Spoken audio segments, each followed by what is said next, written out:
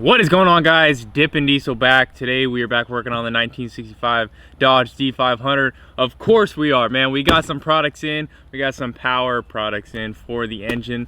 So if you guys are missing any of these videos I put out, I bought this truck a little over 3 weeks ago. We've made a lot of progress on it so far. So if you guys are new, link down below to the full playlist where you can watch every single video I've made on this truck so far. It used to be an old grain truck. Last time it was worked was back in 2003, so it was sitting for 17 years. We got it started up, we got it running, we took it for a drive, we've done a whole bunch of stuff, redid the deck. There's a whole bunch of stuff, so link down below to the playlist. But today, man, we are putting on the new carburetor. Yesterday's video was us doing the intake manifold, the Edelbrock intake manifold, and today we are putting an Edelbrock 4-barrel carburetor on it. Man, it is crazy to see the differences between stock and aftermarket. The intake manifold looked crazy because on the stock one, you know, 2 holes that big. On the new one, man, you got huge holes for air to get through. And looking at the stock carburetor, man, this thing is tiny. Look at the stock carburetor on this thing. So that's how big the holes were on the intake manifold. I would pick it up, but it's like 50 pounds, man. The new one's like 15. But that is a stock carburetor. We'll go ahead and do an unboxing of the new kit that I got. I got the carburetor right here, got the air cleaner, got a fuel line, and some bolts, mounting bolts for it. So this is the air cleaner. And I had to go with black. I was gonna get chrome, but it wouldn't have shipped until like next week or whatever. So I had to get black for the air cleaner. Should still look good. So got a little satin black. Looks pretty good. Once again, satin black. Looks real good. Boom, that's gonna look so sick on the new carburetor. So let's move on. We'll save this carburetor for the last thing because I got to build up anticipation. We got some mounting hardware. Nothing special about that. And then we got a fuel line kit. Definitely need that. So we'll be running that. It actually comes with a filter. So the filter I bought the other day, don't actually need. That's a really small filter, but yeah, fuel line kit. And for the star of the show is this new Edelbrock 650 manual choke carburetor, 4-barrel. And man, this is crazy compared to this one. So we'll set this stock one right here, and we'll overpower it with the brand new, not brand new on the market, but brand new to me, Edelbrock 650 4-barrel carburetor. Man, this thing is freaking massive compared to this old one. Got your gasket and the little odds and ends. But man, this thing is huge compared to this. You know, it's not that big. I know you can get way bigger, you know, carburetors and stuff like that. But for my application, the gearing in this axle, this truck is meant to be worked. It's not gonna be able to go fast. So I didn't wanna go too crazy on mods and stuff because it's not gonna be even worth it to go, you know, over 55 miles an hour or whatever. I wanted to wake this truck up, get some more air for sure, and get some more fuel in it. So this is the brand new carburetor. Man, look at the size difference compared to that. Because this is a 2-barrel right here, and this is a 4-barrel. So 1 barrel, it's not a quadrojet. So these 2 barrels are gonna be mainly for air, but you're also gonna get air in this one as well. But this one's just gonna shoot fuel. And yeah, looking good, made in USA. And yeah, it's looking good. So let's go ahead. I about scratched it already. So let's go ahead and install this baby on the truck. Let's do it.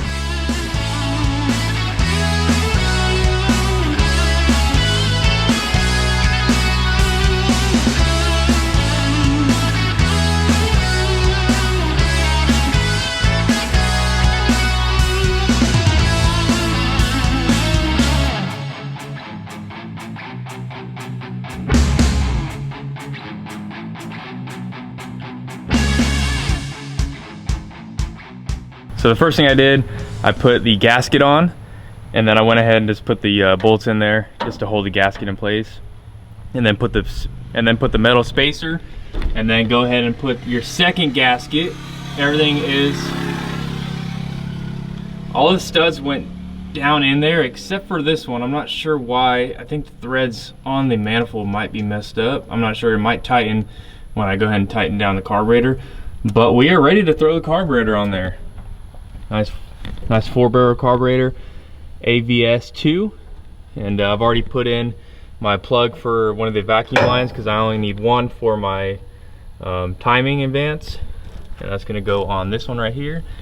And then I put a plug down here that's for fuel, which I'm just going to run off of this one right here. I bought that fuel kit, so it's going to go in right here. If you wanted to run dual fuel, you would have this one and then take out this plug and run it from there, or possibly run it from there as well. I'm not sure. I'm not really a gas engine guy, but I read over the manual,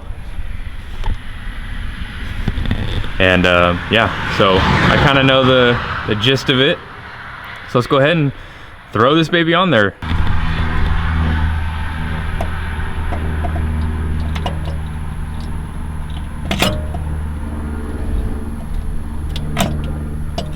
Trying to do this with one hand is kind of hard. There we go. She's on there.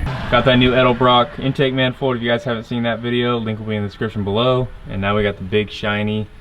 You know, there's always bigger carburetors out there, but for my application, this one should work just fine. So let's go ahead, button this guy up, attach everything. We're not going to be able to start it today. Disclaimer. I actually found out that the thermostat actually works. We dropped it in some hot water and it opened up, so that's working.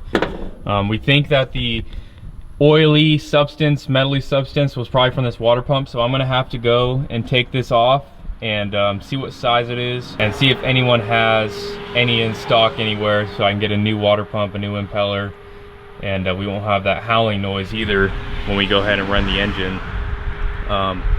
And I gotta fill this up with coolant because we drained it. And but yeah, let's go ahead, start working on this thing and get it all buttoned up, get everything ran, all the fuel lines. And I'm hoping that that gasket kit that I bought for the valve covers, hopefully it fits, because I want to put the valve covers back on today and get pretty much everything ran. I'm not sure if that coil is going to fit now. It may, I'm not sure, but yeah, we'll see.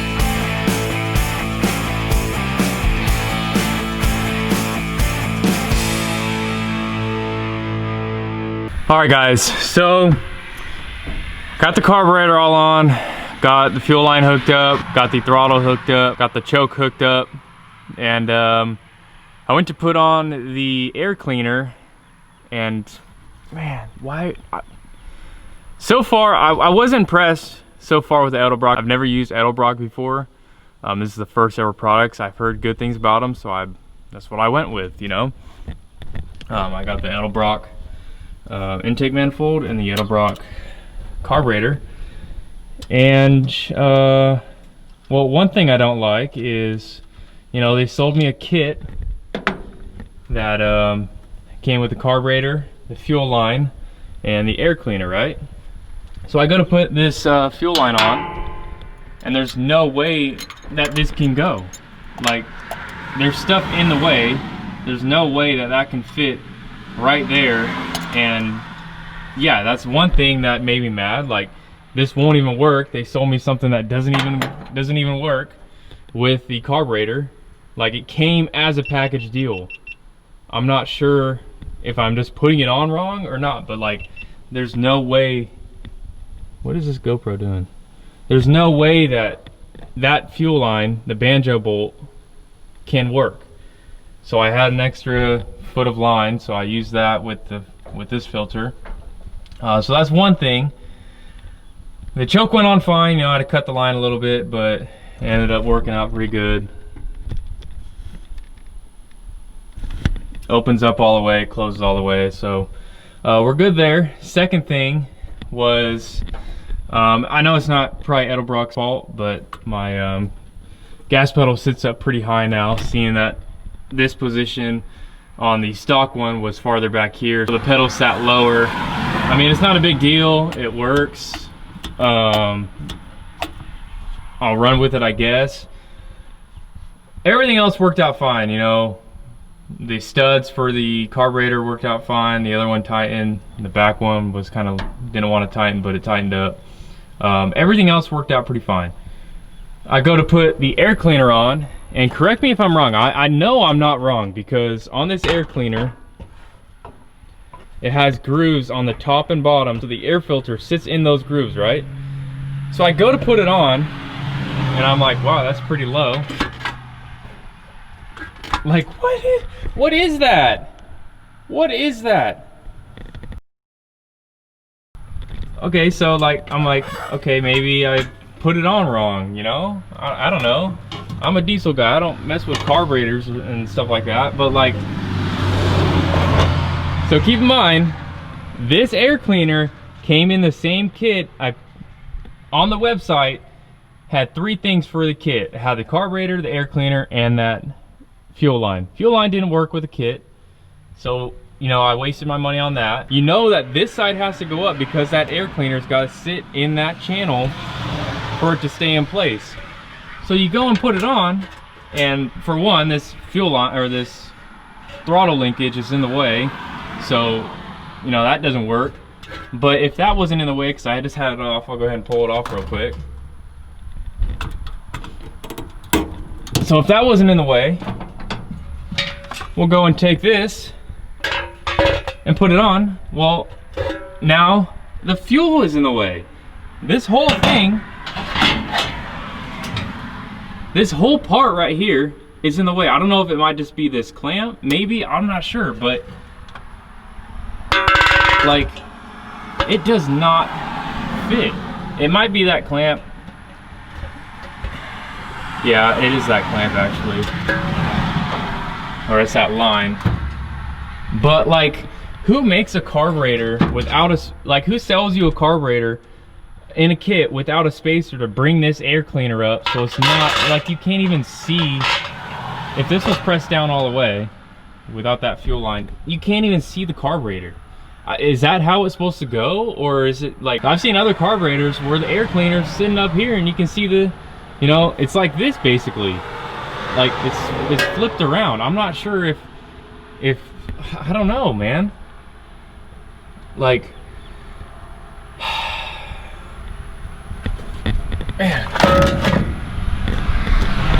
I'm just so tired. Like, yesterday I worked probably like 15 hours doing stuff on this truck.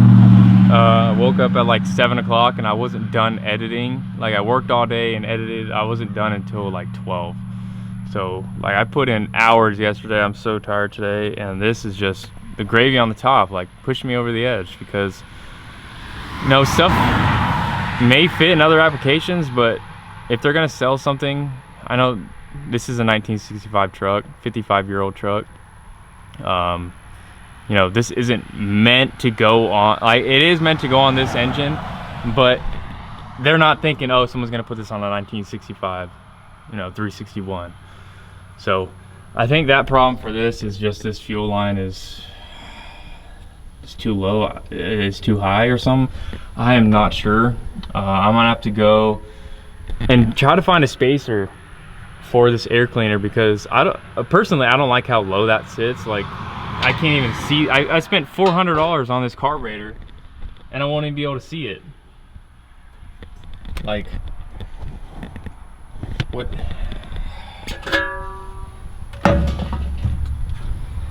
So far I'm not impressed with, I mean, I haven't even started this truck up yet, but right now I don't know, I'm not really impressed with this kit that I bought.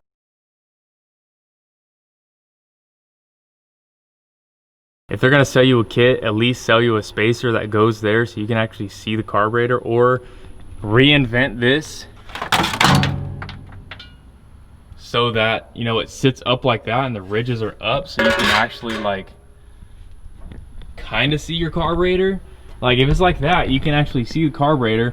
Like, if it was like that and these grooves were up and that air cleaner fit in there, it would work. But it's not designed like that. Right now, guys, I'm gonna end the video out just because I'm tired of dealing with this carburetor. There's nothing I can do. As you can see, my truck is not here today. My girlfriend has it at work, so I'm not gonna be able to do anything with this carburetor. I'm thinking about posting this video on Tuesday, so you guys will see this instead of the brakes. Just because I haven't finished the brakes yet, and I just want to edit this video and get it over with because I'm done dealing with this carburetor right now. And let me know in the comments below if I'm doing anything wrong. I'm a diesel guy. I don't work on gas engines. First time I ever modified a gas engine was this truck. You know, I put this intake manifold on and putting this carburetor on. So this is my first time learning experience.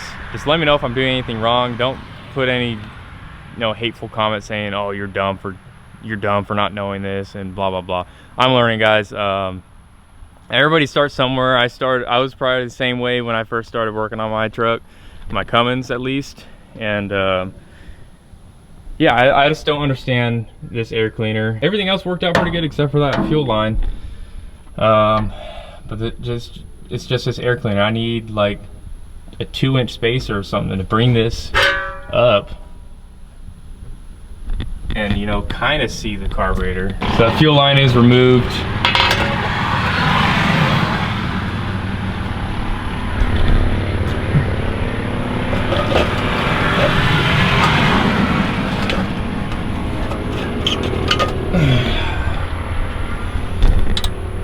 I'm not even sure if this stud will work for this, but I'll give it a try.